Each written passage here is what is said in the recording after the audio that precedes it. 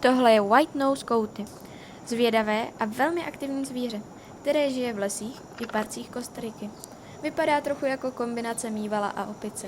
Má dlouhý pohybový čenich, štíhlé tělo a dlouhý ocas, který často nosí vysoko nad sebou.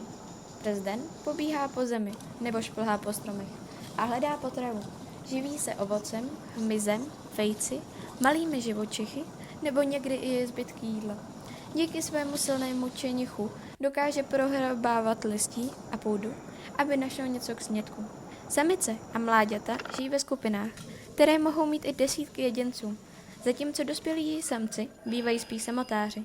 Kouty jsou poměrně odvážní a někdy prochází i velmi blízko k lidem, hlavně tam, kde mohou najít jídlo. V přírodě mají důležitou roli. Pomáhají roznášet semena rostlin a regulovat množství hmyzu, takže přispívají k zdraví tropického pralesa.